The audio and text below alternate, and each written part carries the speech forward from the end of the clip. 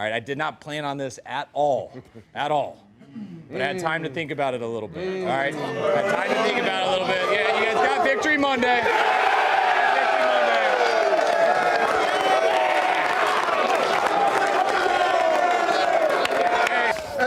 Hey, we got to keep going. Yep. Hey, be smart tonight, because this is just the beginning. Yep. Let's take care of ourselves and get better. Niners on 3. 1, 2, 3, Niners!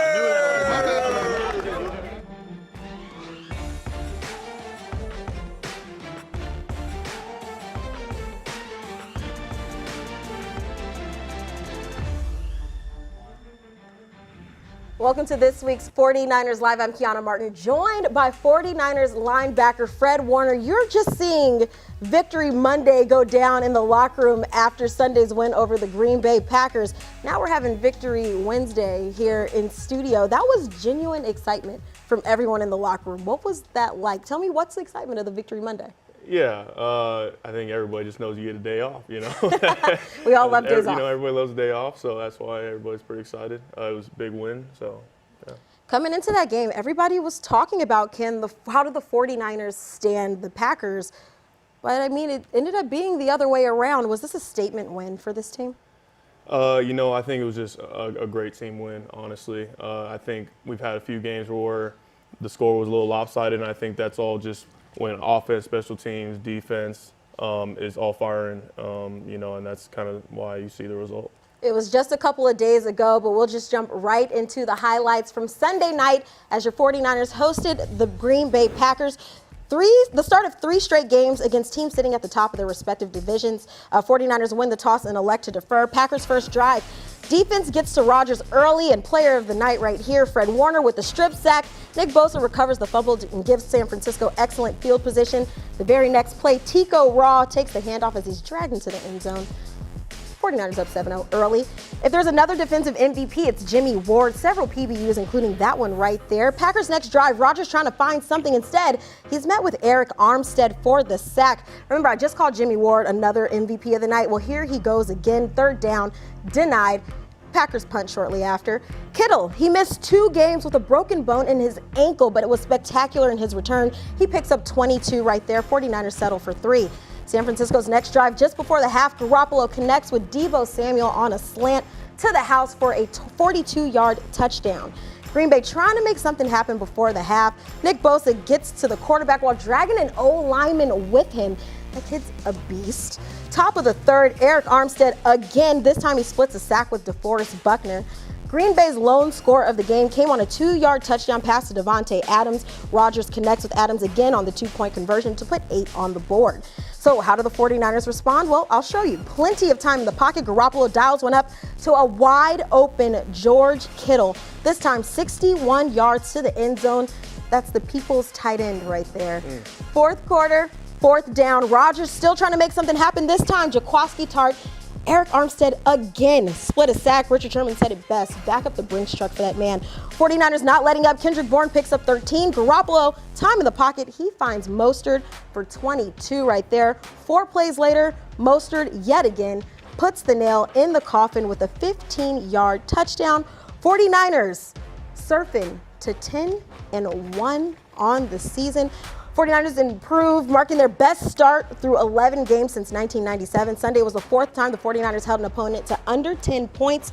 Rodgers passed for just 104 yards. Packers averaged just 2.9 yards per play.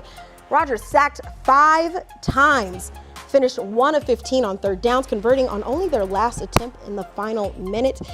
Rodgers did not complete a single pass over 10-plus air yards for the first time in a game he has ever finished. I'm going to pass it over to you, Fred. What was the mindset of this team heading into Sunday against a quarterback like Aaron Rodgers, knowing what he's capable of? Yeah, Aaron Rodgers is as good as they come. You know, he's going to have a gold jacket at the end of this. You know, and so I think the main focus with him was making him uncomfortable. And I think we do that by starting well on 1st and 2nd down, you know, which we did. Got in 3rd and favorable situations, and then obviously the rest is history. But, you know, I think everybody up front to the 2nd level did an outstanding job. There's been a very few number of teams that's able to limit Aaron Rodgers the way you guys did. And no, he's known for his off-schedule throws and plays, but didn't have much luck on Sunday. Why was this defense so effective in stopping him? I'm sorry, you said Aaron Rodgers? Yeah. Yeah, back to what I was saying. I think it all starts with stopping the run. Aaron Jones was an outstanding back that we noticed a lot on tape, and I think we did a great job of stopping him, and then obviously getting those third and long situations. And Saleh, I think, makes some great play calls throughout the game and puts us in good spots. We got to give you the credit you deserve. I'm going to read off a list right here because you played at a completely different speed. Led the team with 11 tackles, 2 for loss, 3 total pressures, 9 defensive stops, a sack, a forced fumble. Arguably one of the best games of your young career. What is it like to put up a performance like this? Like you said, a guy that's probably going to earn a gold jacket at the end of this. It means a lot for sure. It's humbling. I have such a great supporting cast around me to help me be successful. I feel like our defense is playing at such a high level right now. We just got to keep it going to be able to put our team in the best position to win games. You just celebrated a birthday. Was this performance a little gift for yourself? I guess you could say that. A little B-Day present. All right. Yeah. Well, you said post-game. I'm going back to that forced fumble on the Packers' first series of the game. You said you weren't even sure if you knocked the ball out. You're kind of looking at the screen. You see Bosa's name up there. What happened on that play? Yeah. At first I thought I did, but as we're celebrating and I kind of take a peek up, I see, the sack graphic with Nick Bosa attached to it. So I was like, maybe I was wrong. But, later on I kind of found out that, okay, they did give me the credit, but it all started, honestly, with Nick and with Defoe and those guys creating the pressure for him to have to step up and me just, continuing to work and make the play. We got to give you the credit you deserve, which I think we should just break down that entire play with our origin DNA of a play. You have the telestrator. I'm going to let you play Coach Warner. Walk us through that forced fumble at the start of the game. Okay, well, we're starting here, 3rd and 10. So that's obviously a situation where we want to tee off. The guys up front are going to pin their ears back, try and get after the quarterback. Saleh right here. He dialed up a pressure. So right here it looks like we're sending, 1, 2, 3, 4, 5, 6, 7. So that's 5 of their protection guys with an extra blocker. That's 6. So we got a guy free. But little do they know that we're going to actually be sending K1 off the edge here, and then dropping back Dre and Tartan into coverage. So that means that, there's a little confusion up front. Right here you see Defoe, Eric, Bosa getting in there. They're all causing havoc. Let's see if we can rewind this. Rewind. So I'm coming, and right away I get picked up by the center. So I'm trying to just work through him, and as the play keeps developing, I see the pressure, I get free, and then obviously that's just a straight shot to the quarterback, and that's when I get the ball loose, and ball pops loose, and Nick picks it up. And so I want to go to the next view of this right here. Yeah. So as you're saying, all right, you got the center right here. Mm-hmm. You got K1 going out. Yep. Let's let that run. Yep. And right through. Yeah, right through. Obviously Defoe does a great job. Eric getting into Aaron Rodgers' view, and then right there, I see him holding the ball down by his waist right there, late, and so that's why I try and take a shot at it with my left hand. And the ball just pops loose. When you're coming in for a blitz, what's going through your head during that moment? Honestly, it's just blitzes for a linebacker. It's all about effort at the end of the day. Our D'Amico, he shows his clips to other guys around the league doing blitzes, and so I think as of late, I've just been, after I got those first 2 in the Seattle week, I know it's like, okay, well, I have a chance to get home at any time, so I got to make sure I just keep going, and that's a perfect example right there. I was blocked at first, and I just kept moving and got there late. All right, let's jump to another play. I want to talk a little bit about your tackle for loss against your boy, Jamal Williams, college teammate. Yeah. You immediately read that screen. Let's go ahead and jump to that play. Yeah, Jamal, that's my guy. We went to BYU together, played 3 years together. Sorry I had to do it to him, but I think the situation right here, I think it said it was, 2nd and long. We're in a zone scheme right here. I'm an underneath defender. And I think since it's 2nd and long, I think we might have stuffed them on 1st down. So what you're thinking in your head, or what I'm thinking in my head, is okay, well, they're going to try and pass the ball. They love screen. And so as I'm kind of reading right here, I have my eyes in the backfield reading Aaron Rodgers. And then once I see these linemen coming out, okay, boom, I know it's screen. Boom, I come in. Jamal's catching the ball, and I happen to beat the lineman in front of him, so it's easy, it's an easy read, easy play. I wish I would have had a bigger hit on that one, but got him to the ground. Yeah, it was a great play by everybody involved. I mean, the D-line's causing pressure all day. I think something to note right here. Let's see if we can go back.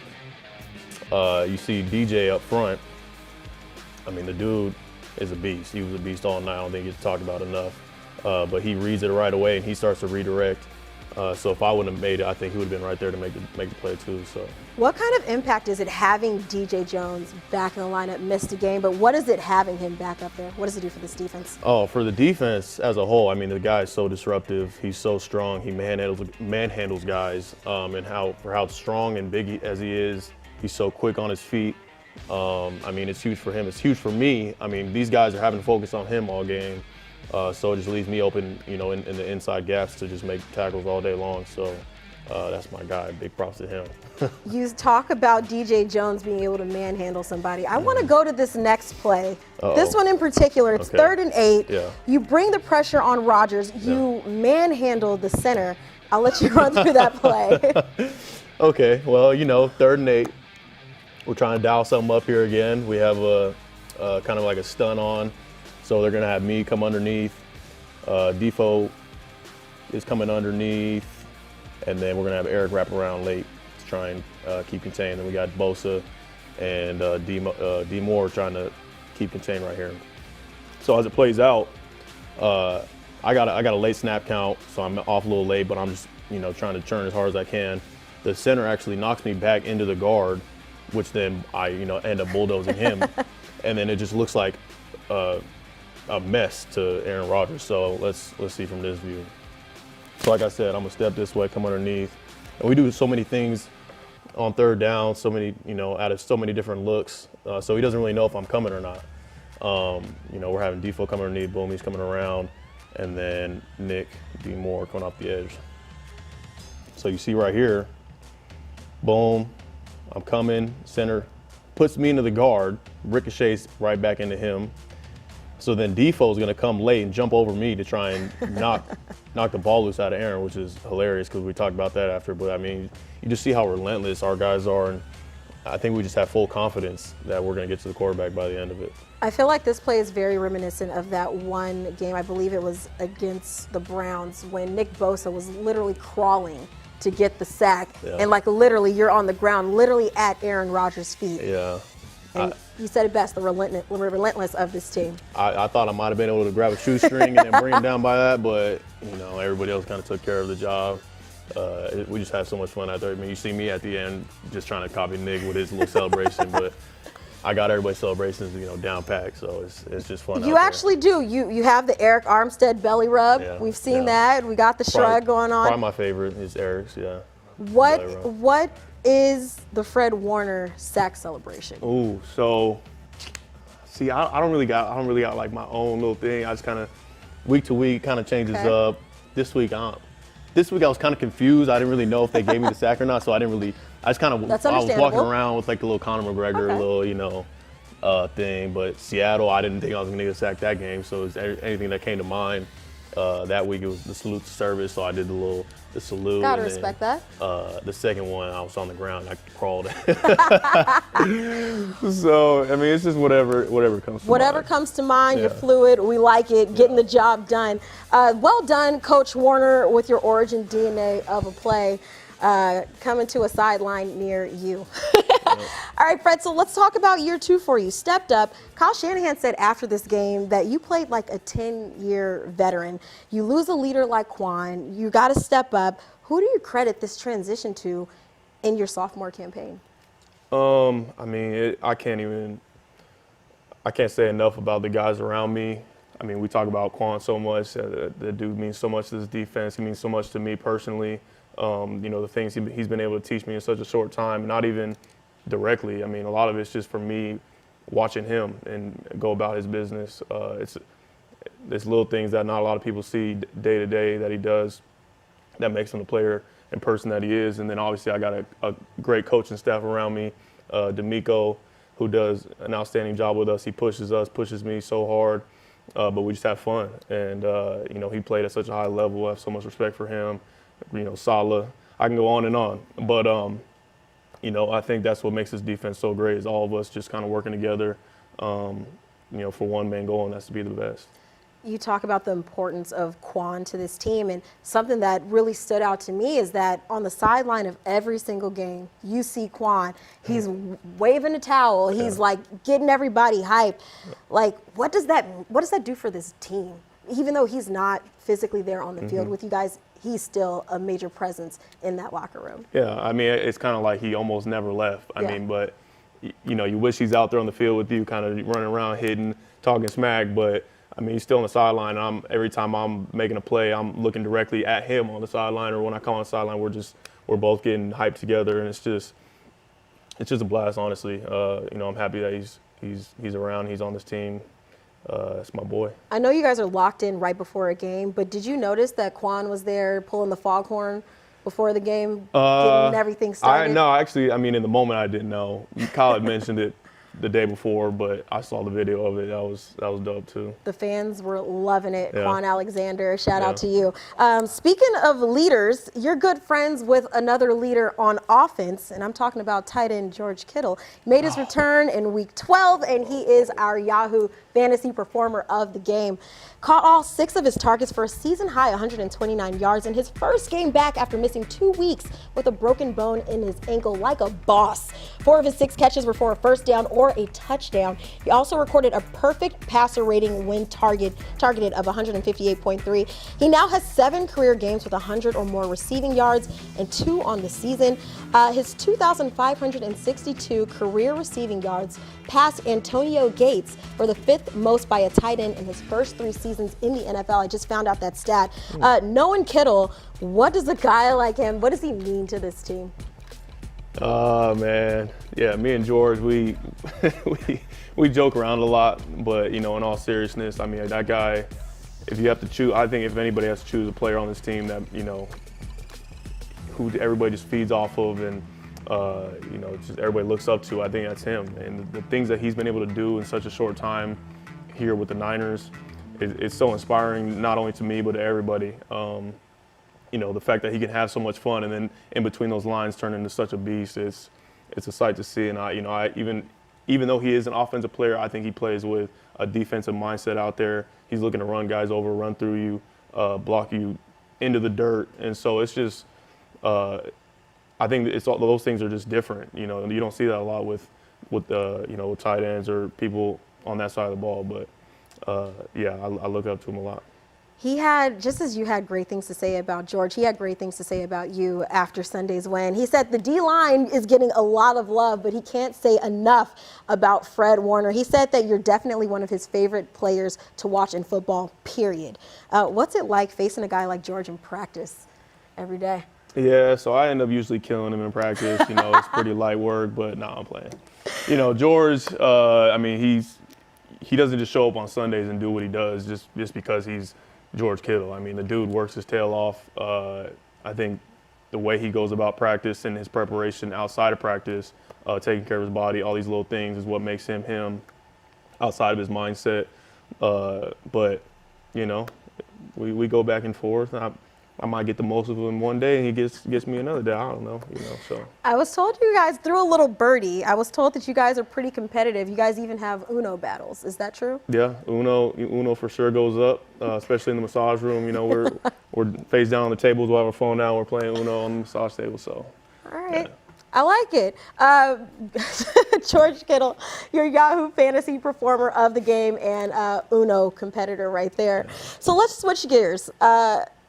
Coming off of this win, how important was it to get this win at home before you guys head out for 2 really tough back-to-back contests on the road? Yeah, it was for sure a huge win just in general. I mean, just being at the top of both of us being at the top of our division, just the fashion that we played or that we won, it was huge. We focused on one day at a time, 1 week at a time. And so now we're past them and we're on to the Baltimore Ravens, which is another huge test for us. Have an outstanding team, great offense, so we're looking forward to the challenge. You say you take it 1 week at a time, but it's a really tight race at the top of the NFC. Are you guys paying attention to the standings or other teams, or are you guys kind of keeping that focus on what's going on in this building? Yeah, I mean, I'm sure individually guys are aware of it. I'm aware of it, but that's not our focus. As a team, we're focused on what we can do to improve, internally.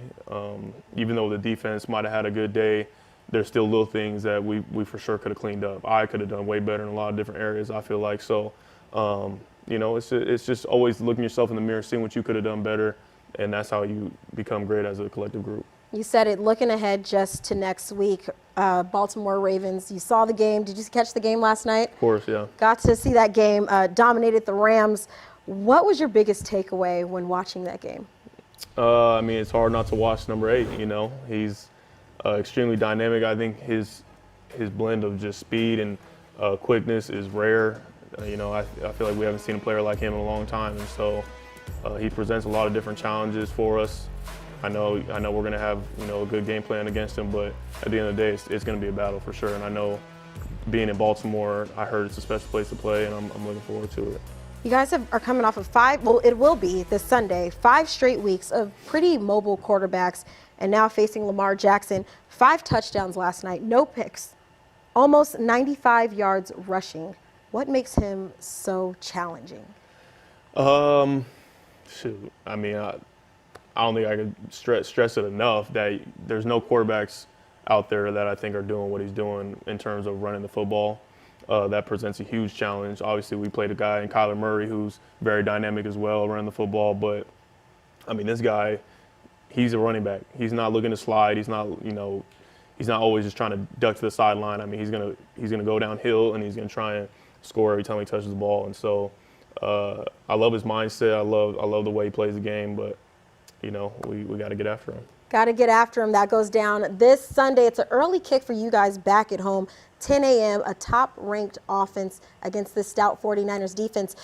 Fred, before we go, every week it's now become custom with Pro Bowl voting open. I want to give a chance for you to campaign for one of your teammates. It can be any teammate you can think of, but I want to hear from you.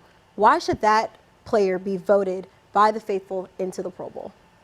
Man, it's a lot of people to choose from.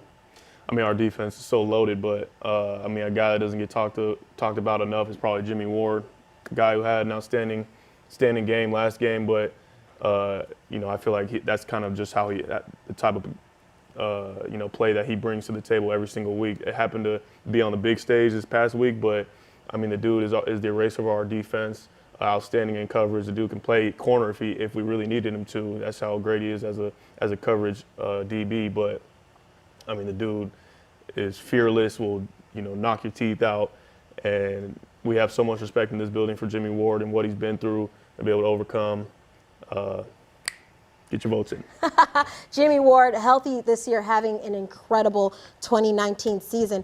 Again, Sunday, 49ers heading to Baltimore, back out east. It's going to be a rainy one. Not sure if it's going to be what we saw against the Redskins. Side note, were you in on that sliding action? No, I didn't slide, no. Yeah. Had to stay clean? Yeah. Oh, it was for sure not clean, but stay off the ground. Thanksgiving coming up. Any plans for Turkey Day?